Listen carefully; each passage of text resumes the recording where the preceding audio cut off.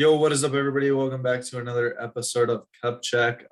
Today, as you saw in the title, we're going to be talking about the Pocket Aces strategy, and just kind of seeing what we think about it. We have current Pocket Ace strategies at Crutchfield in the building, and he was pretty reluctant to want to make this video because you guys will be seeing pretty quickly what we think about the Pocket Ace strategy popularized by CBS and just kind of trying to educate the audience in the fantasy world why the strategy might not necessarily be the best one. Yeah, I feel like this video might revolve around me getting clowned a little bit, but I'm willing to endure the slander for the Cup Check audience. So the first slide, what is the Pocket Ace strategy? Basically, CBS was really pushing it hard last year and even a little bit this year. And honestly, the Pocket Ace strategy isn't the worst thing if you're in a points league because the points leagues really be catering to the pitchers. But if you're just in that standard 5x5 league, I think that there is no possible universe where you should go pitcher pitcher. Yeah, we're gonna roll the clip of CBS kind of just talking about the double pitcher strategy. So we'll see you guys in a sec. For me, it's getting two. And basically, the idea is that your best investment at starting pitcher historically has been first and second rounds. Those guys not only, hit at a higher rate in terms of finishing as top 50 or top 100 overall players, but their upside is much higher. All right, so now that we're back from that clip, as you can see, CBS was really pushing the Pocket Ace strategy. And I'm just not really sure why. I have never seen it succeed. And I would be curious to hear from them if it has succeeded for them. But let's get into it. So what convinced Zach to buy into the strategy? I'm just going to let Zach take this one away. Yeah, so just a look into my mind here. I saw in 2021 DeGrom, Cole, and Bieber as top tier guys. I saw them as way ahead of the competition. The only guy I thought could compete with them was Bauer. And at this point, I thought that if I could snag two of these guys with the 10-11 pick, that's what I had. I had the wraparound 10-11. I thought if I could snag two of them, I would not only put myself at a big advantage pitching wise, I thought I would put the rest of the league kind of at a disadvantage because they'd be missing out on most of these top three guys, at least in my mind.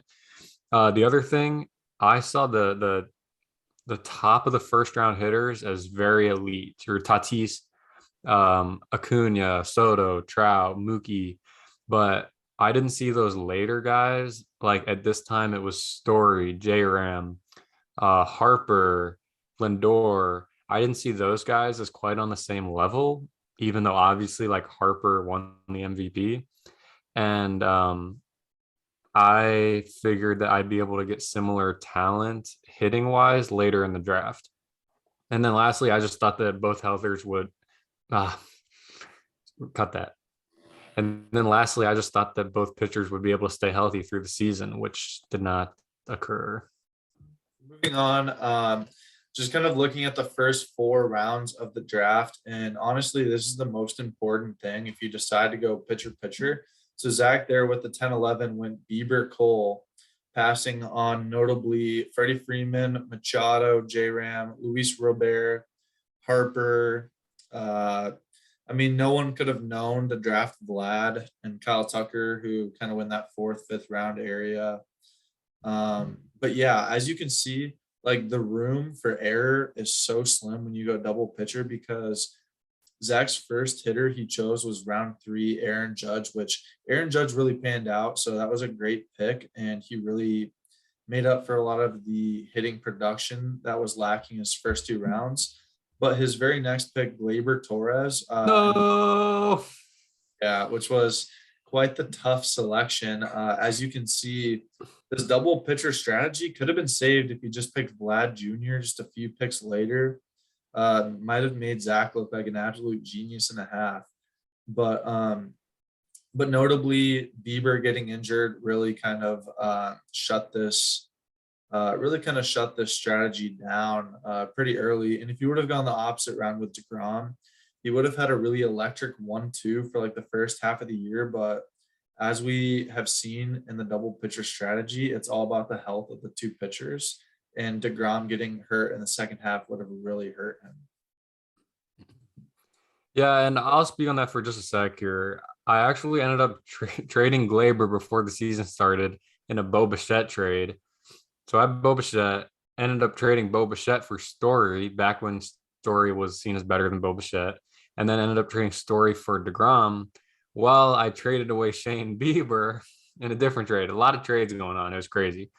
Anyways, even once I got it to DeGrom and Cole, it did not work because DeGrom was out for most of the season. And most notably, there was one point in the season where Zach had Bieber, DeGrom, Cole. He had the three-headed dragon. For like 1 week. Yeah, I'm gonna throw on the meme that was made about it. So yeah, just enjoy that meme. It was pretty solid. Zach Targaryen in the house. But yeah, unfortunately, it never came to fruition because Bieber and DeGrom just both really struggled to stay on the field. And then even Cole struggled with the whole sticky situation, as his numbers definitely declined a little bit after the ban on the sticky substance. So just moving on and looking at the results of the last 5 years. So each name here, these were the guys that were considered like the top 5 pitchers at the time, just the top guys at the time. So 2017, Kershaw, Scherzer were the clear 1, 2, and Bumgarner was the 3. So if you went Kershaw, Scherzer, you did just fine. They had solid years, but Bumgarner failed to get over 120 innings, just further showing that risk of one of the top pitchers, if not more, usually fall short of expectations. So 2018, Scherzer was really good, and then the remaining top pitchers, Kershaw, Sales, Strasburg, they all failed to get over 165 innings. They got close, and I think Strasburg fell really short of that. But 2019, DeGrom, Scherzer, absolute dogs, just did really well. And then Kluber, and this one shocks me, Luis Severino was viewed as a top pitcher at the time in that draft, and both of them had under 50 innings. So if you went double aces DeGrom, Scherzer, you actually might have really lucked out that year. But Kluber was seen as one of those top guys, and so was Severino, and they both really busted and busted hard. Hey, yo. Hey, yo. 2020 DeGrom, Cole, they did really good. But Verlander, who was seen as one of the other top guys, only had 6 innings. And then Flaherty also busted with a 4.9 ERA. I think Walker Buehler was up there in the mix as well and did pretty solid. And then 2021, DeGrom, Bieber, this was the past year. DeGrom, Bieber fell short of the 100 innings, but Cole did decent, but just really did not have that first round value of a fantasy player with the whole spider tag thing. And then, as we all know, rest in peace, Trevor Bauer. We will keep our eyes out to see if he returns this next year. Yeah. So how it affects the rest of the draft, really, you have no room for error when drafting hitters. Usually if you get a first round hitter, you can usually rely on them. But if you're waiting until 3rd, 4th, 5th round to take your star hitters, there's always that risk. Like if we look at last year, Rendon was in that region. He did not pan out at all, obviously.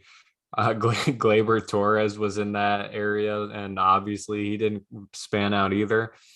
The other big thing, though, is if you're taking your top 2 pitchers right away, then you miss the opportunity to pick sleeper pitchers later down the stretch. For example, this year, if you're taking like before DeGrom got injured, if you took DeGrom and Scherzer or DeGrom and Burns, you might be missing out on the opportunity to take Verlander, Kershaw, Barrios, Manoah, Frankie Montas, like all these pitchers. Logan Webb.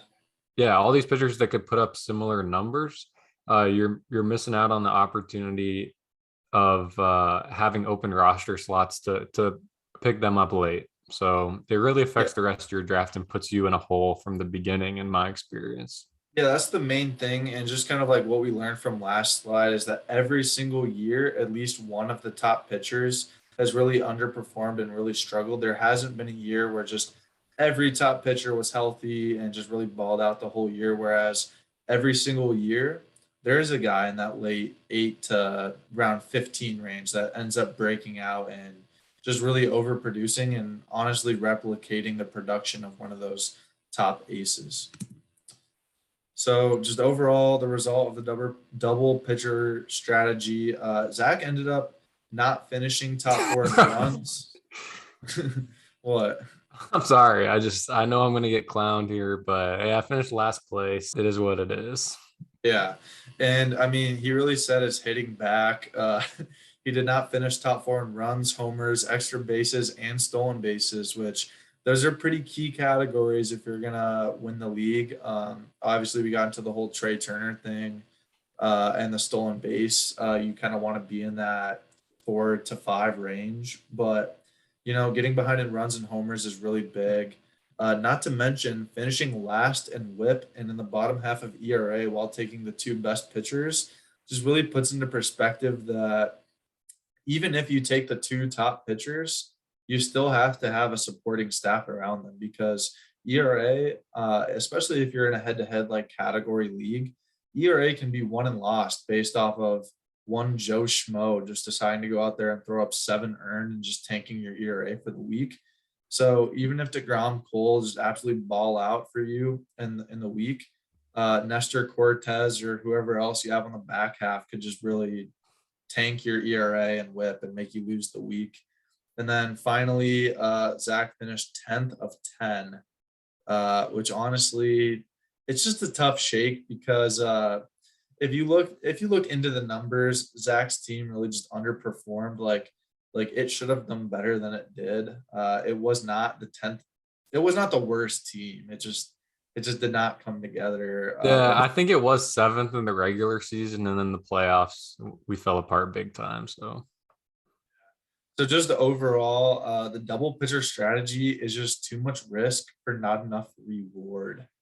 And that's going to do it for today's video. Obviously, not one Zach was looking forward to, but we felt like we need to educate the public and steer them away from the lies being provided by our competitors. So yeah, thank you all for watching. Sail on.